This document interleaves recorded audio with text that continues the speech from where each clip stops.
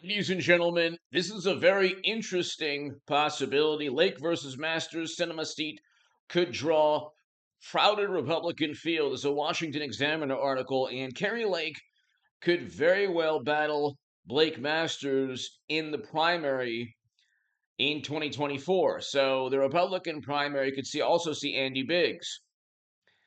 And so you could have Kerry Lake versus Blake Masters versus Andy Biggs in Arizona for the Republican nominee for Senate in 24, since Kristen Sinema is an independent now, so that seat is technically up for an independent or a Democrat or Republican to win. Now, Democrats are facing their own battle because they need a Democrat to unseat Sinema. And the same thing for Republicans. I'll say this. I think that it'll be very interesting, and I like a lot of what both have stated. I think that both Republican candidates are good candidates. The problem is the following: if they don't get somewhat positive media coverage, forget about media coverage, if they don't find some way to create a detente or give an olive branch to the state GOP. They're caught between a rock and a hard place, Lake and Masters. They're running on completely revitalizing and revamping and transforming the Republican Party in Arizona.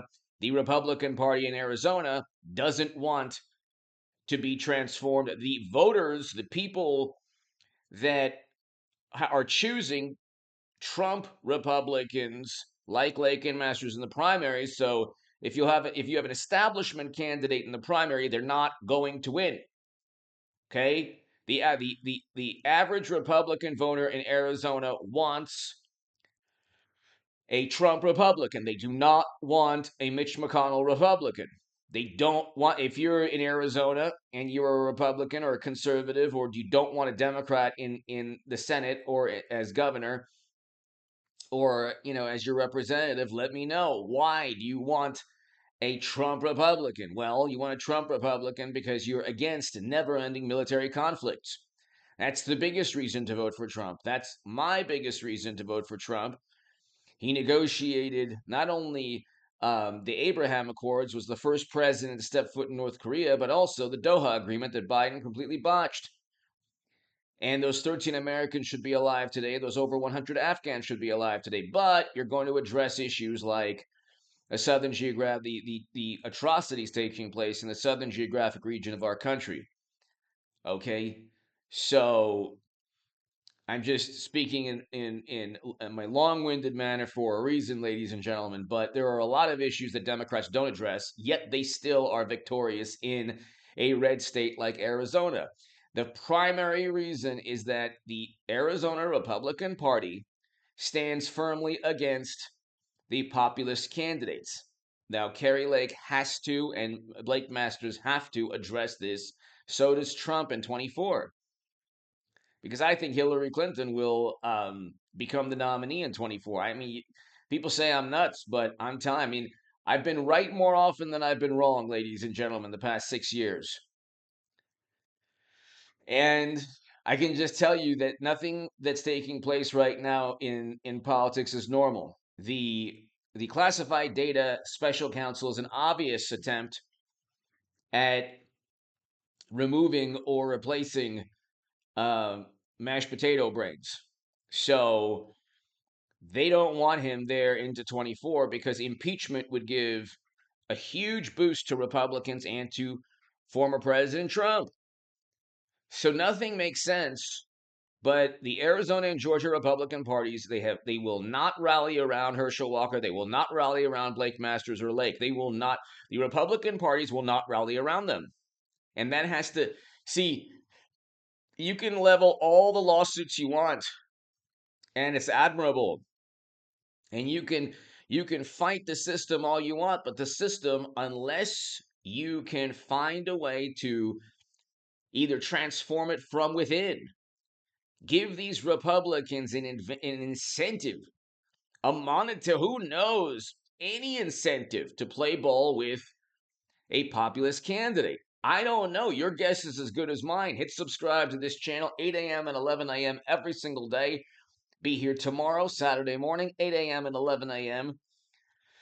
I'll have videos up every single morning, and I'll have videos throughout the day, as you see here. Tell your friends and hit subscribe. We're over 203,000 subs, and it's because of you. We're on our way to 204,000. On H.A. Goodman's other channel, I will have a 9 a.m. and 12 p.m. every morning. And go to hagoodman.com to read my writing in The Hill, the Huffington Post Salon, the Jerusalem Post, the Federalist, and other publications. And you can sign up for a newsletter there to my Patreons. Thank you so very much. I can't thank you enough. And also, ladies and gentlemen, the super thanks is below, and I will thank you in the comments section for your super thanks. But, ladies and gentlemen, this is, if it, the expression, if it ain't broke, don't fix it. Well, if it's broke, you got to fix it.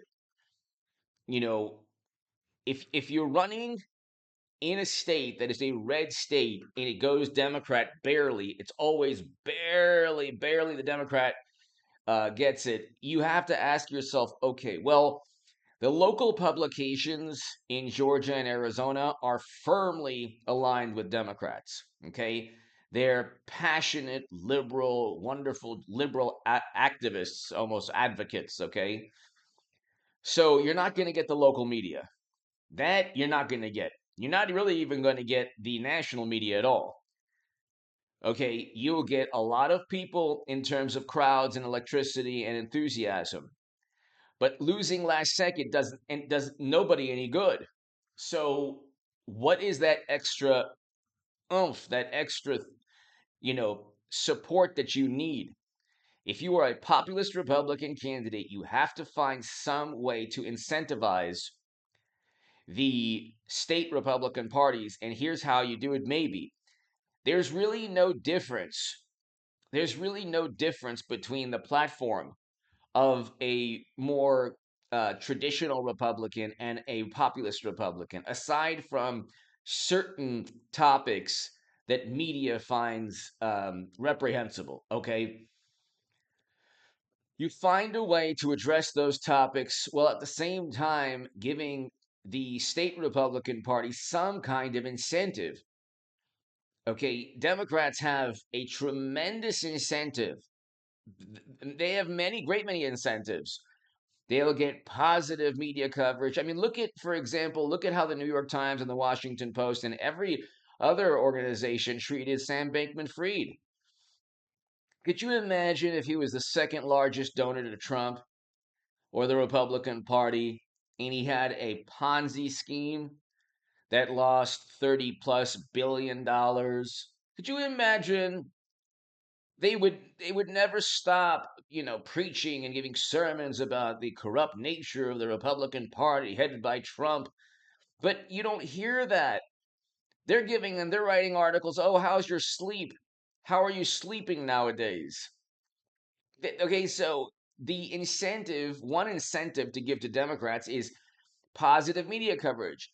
You have Adam Kinzinger, and I talked about this. Adam Kinzinger selling copies, if you can believe this, for $100, signed copies of the January committee report.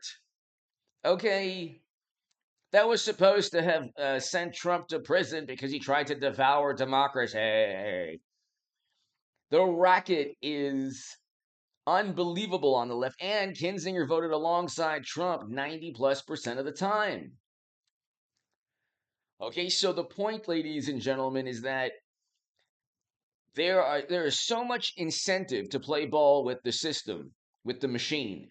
There's not a lot of incentive in Arizona or Georgia for some reason and whether it's they're afraid of negative media coverage, who knows what it is, but you have to incentivize them. And I'm not talking about bribery. I don't mean like paying off, never Trump Republicans in Arizona or Georgia, but give them some incentive. I don't know, a lifetime membership to Mar-a-Lago Golf Resort, whatever. I don't know. But there has to be some kind of motivation and incentive you can give state Republican parties. Okay, because without them, it ain't going to happen. Anyway, give me your thoughts below. Hit subscribe to this channel right now. Be here tomorrow at 8 a.m. Thanks.